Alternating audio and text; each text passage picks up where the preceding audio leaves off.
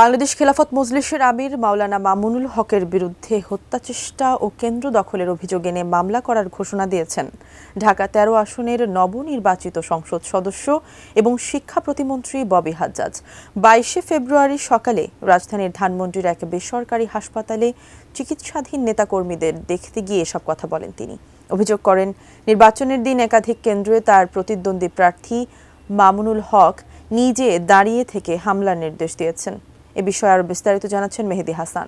আমরা কখনোই কোনো ধরনের আইনি বিচার ছাড়া ছেড়ে দিতাম না, এখনো ছেড়ে দেব না। রাজপথের গড়ে ওঠা ঐক্যকে অটুট এবং বহাল রাখতে হবে। রক্তক্ষয়ী ২৪-এর ছাত্র জনতার অভ্যুত্থানের পর গেল ১২ ফেব্রুয়ারি অনুষ্ঠিত হয় ত্রয়োদশ জাতীয় সংসদ নির্বাচন। বড় ধরনের অঘটন ছাড়া শেষ হওয়া এই নির্বাচন ঘিরেই এবার গুরুতর অভিযোগ সামনে আনলেন ঢাকা ১৩ আসনের নবনির্বাচিত সংসদ সদস্য ও শিক্ষা প্রতিমন্ত্রী ববি হাজ্জাজ। জয় পাবার আগ পর্যন্ত অনেক চড়াই উতরে আমাদের পার হতে হয়েছে। নির্বাচনের দিন একাধিক ভোট কেন্দ্রে সহিংসতা ও কেন্দ্র দখলের চেষ্টা হয় বলে অভিযোগ করেন তিনি। তার দাবি, প্রতিদ্বন্দ্বী প্রার্থী মামুনুল হক নিজে উপস্থিত থেকে তার অনুসারীদের হামলার নির্দেশ দিয়েছেন।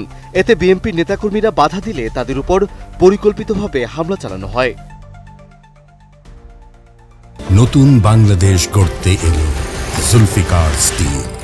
জুলফিকার স্টিল, ইস্পাত দৃঢ় অঙ্গীকার।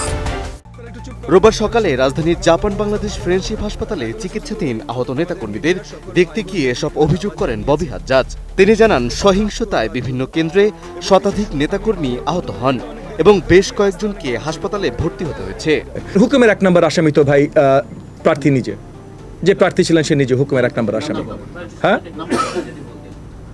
মামুনুল হক, কারণ সে মাইলস্টোনে দাঁড়িয়েছিল, আমার লোকজনের সামনে হুকুম দিয়েছে, সেইভাবে ইনশিওর করছি। আহতদের মধ্যে হাজারীবাগ এলাকার নেতা হায়দার আলীর অবস্থা সবচেয়ে আশঙ্কাজনক বলে জানান তিনি। মাথায় গুরুতর আঘাত ও রক্তক্ষরণের কারণে তিনি বর্তমানে আইসিইউতে চিকিৎসাধীন রয়েছেন। ববি হাজ্জাজ বলেন, ঘটনাস্থলে দাঁড়িয়ে সরাসরি হামলার নির্দেশ দেয়া মামুনুল হককে এই হত্যা চেষ্টার নির্দেশদাতা হিসেবে প্রধান আসামি করে মামলা করা হবে। এই ঘটনায় কঠোর আইনি অবস্থানের ঘোষণা দেন নবনির্বাচিত এই সংসদ সদস্য। তিনি জানান, আহত প্রত্যেক ভুক্তভোগী নিজ নিজ থানায় মামলা করবেন এবং যেখানে প্রত্যক্ষ প্রমাণ রয়েছে সেখানে সন্ত্রাসবিরোধী আইন ও হত্যাচেষ্টা ধারায় মামলা দায়ের করা হবে। ইতিমধ্যেই আদাবর ও মোহাম্মদপুর থানায় দ্রুত মামলা দায়েরের প্রস্তুতিও নেওয়া হয়েছে। তাদের কর্মী বাহিনী এতটাই আহত করেছে যে উনি এখন মৃত্যুর সাথে লড়াই করছেন। আমরা কখনোই কোনো ধরনের আইনি বিচার ছাড়া ছেড়ে দিতাম না, এখনো ছেড়ে দেব না। এছাড়াও নির্বাচন পরবর্তী সময়ে ওই এলাকায় আইনশৃঙ্খলা পরিস্থিতি স্বাভাবিক রাখতে সিসি ক্যামেরা স্থাপন, পুলিশ বক্স বাড়ানো এবং টহল জোরদারের উদ্যোগ নেওয়ার কথা জানান তিনি। সাধারণ মানুষের নিরাপত্তা নিশ্চিত করাই তার অগ্রাধিকার বলে উল্লেখ করেন ববি হাজ্জাজ। প্রত্যেকটা মামলা আজকে এইখান থেকে বের হয়ে আপনাদেরকে আগে জানিয়ে দিচ্ছি, যেন কেউ না বলতে পারে যে ববি হাজ্জাজ এইটা করে বা সেইটা করে। এবং আমরা অন্য কিচ্ছু করছি না ভাই, শুধুমাত্র আইনের বিচার চাইছি। বাংলাদেশ খেলাফত মজলিসের আমির মাওলানা মামুনুল হকের বিরুদ্ধে আনা এসব অভিযোগ নিয়ে তাকে প্রশ্ন করা হলে তিনি সবকিছু অস্বীকার করেন। এক গণমাধ্যমকে দেওয়া সাক্ষাৎকারে তিনি বলেন, ভোটের দিন তেমন কোনো সংঘাত হয়নি। যেখানে উত্তেজনা হয়েছে সেখানে পুলিশ ও আর্মি পরিস্থিতি নিয়ন্ত্রণ করেছে। যারা আহত হয়েছেন তারা আইনশৃঙ্খলা বাহিনীর ধাক্কায় আহত হয়েছেন। এখন মামলা দিয়ে হয়রানি করার চেষ্টা চলছে। নিজেদের মধ্যে রাজনৈতিক প্রতিযোগিতা থাকবে, কিন্তু সেই রাজনৈতিক প্রতিযোগিতা এত দ্রুত, এত অল্প সময়ে রাজনৈতিক হানাহানিতে পরিণত হওয়াটা কোনোভাবেই দেশ এবং জাতির জন্য কল্যাণকর কিছু হতে পারে না।